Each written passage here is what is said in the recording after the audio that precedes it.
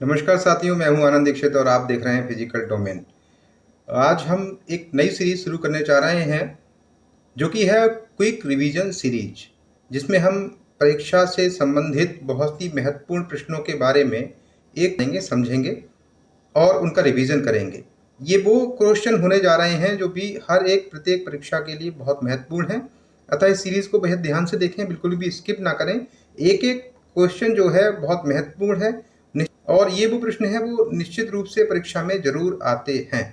तो आपसे गुजारिश है कि इस वीडियो को पूरा देखें, स्किप ना करें। और यदि अभी तक आपने इस चैनल को सब्सक्राइब नहीं किया है तो कृपया इसको सब्सक्राइब कर लें, क्योंकि ऐसे ही बहुत ही अच्छी और परीक्षा उपयोगी सीरीज इस चैनल के माध्यम से आपको लगातार मिलती रहती है।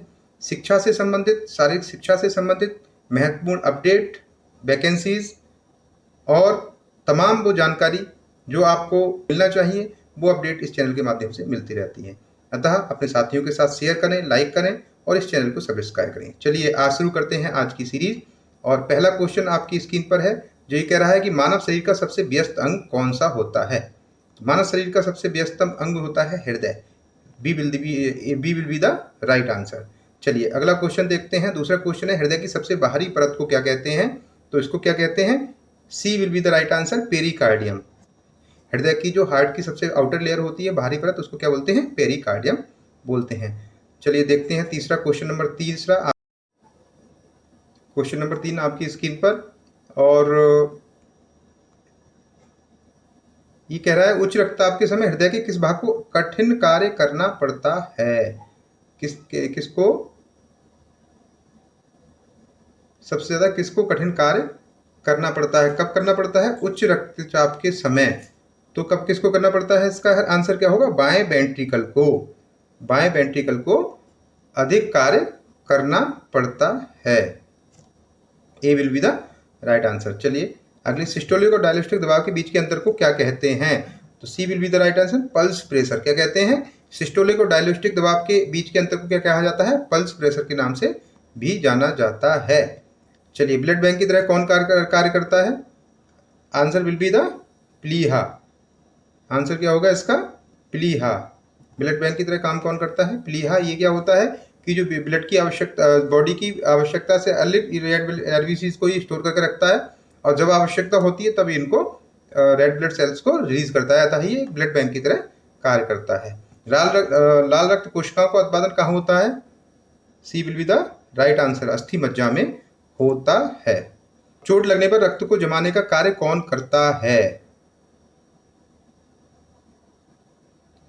चोट लगने पर जो ब्लड को जमाने का जो कार्य करती हैं, वो क्या करती हैं, रक्त की ब्लड प्लेटलेट्स जो होती हैं रक्त को जमाने का कार्य करती हैं। अतः C will be the right answer.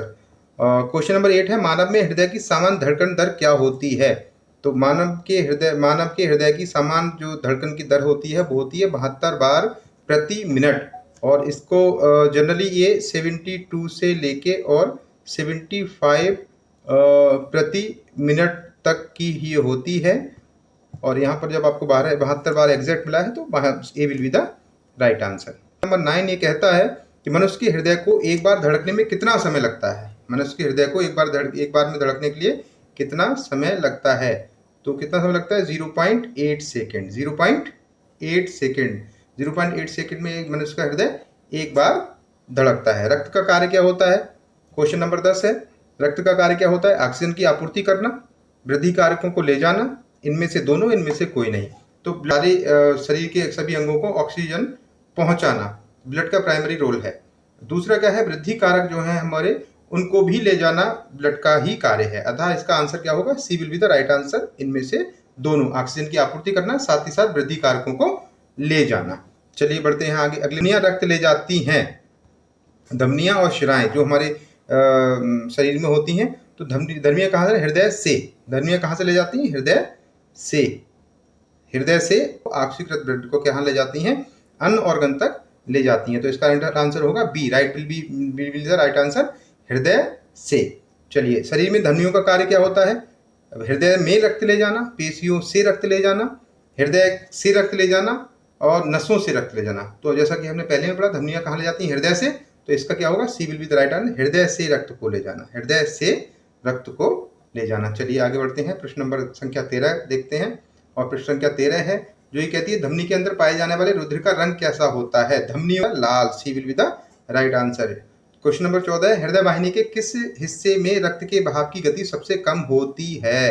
तो इसकी केशिका कैप सबसे कम होता है, तो B will be the right answer. चलिए अगले क्वेश्चन की ओर बढ़ते हैं। अगला क्वेश्चन है 15 नंबर क्वेश्चन।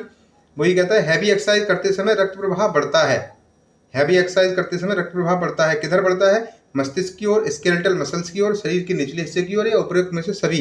तो इसका राइट आंसर होगा B will be the right answer. Skeletal muscles की ओर जब हैवी एक्सरसाइज करते हैं तो स्केलेटल मसल्स की ओर इसका प्रभाव बढ़ता है जनरली है, और रक्त प्रवाह जो है स्केलेटल मसल की ओर बढ़ता है। सिस्टोलिक ब्लड प्रेशर होता है हार्ट मसल जो है पल्स प्रेशर जो है धमनी की सिकुड़ने के द्वारा, उपनवेग से सही।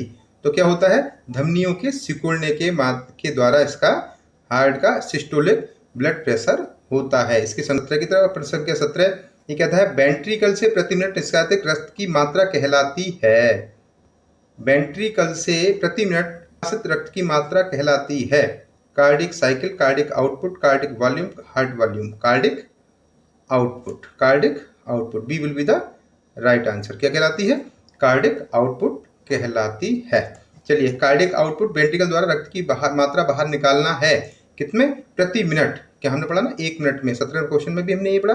तो क्या है? एक बार में, 1 मिनट में, एक संकुचन में, 1 सेकंड में। तो कितना राइट आंसर होगा? B, B will be the right answer. 1 minute में कार्डिक आउटपुट वेंट्रिकल द्वारा रक्त की मात्रा बाहर निकालना है 1 मिनट में। इस नंबर क्वेश्चन करता है हृदय के निर्गत आउटपुट यानी हृदय के आउटपुट का समान मान क्या होता है? मतलब हृदय से का जो समान मान होता है वो क्या होता है? तो A will be the right answer. क्या होता है? 5.04 लीटर प्रति मिनट। 5.04 लीटर प्रति मिनट इसका हृदय का आउटपुट होता है। कार्डिक आउटपुट क्या होता है? 5.04 लीटर प्रति मिनट। ठीक है। आज के अंतिम क्वेश्चन 20 नंबर क्वेश्चन, किस रक्त वर्ग को सर्वदाता कहा जाता है? तो सब जानते हैं ये बहुत बार क्वेश्चन ये पूछा जाता है, इसमें बिल्कुल भी कंफ्यूज होने की आवश्यकता नहीं है।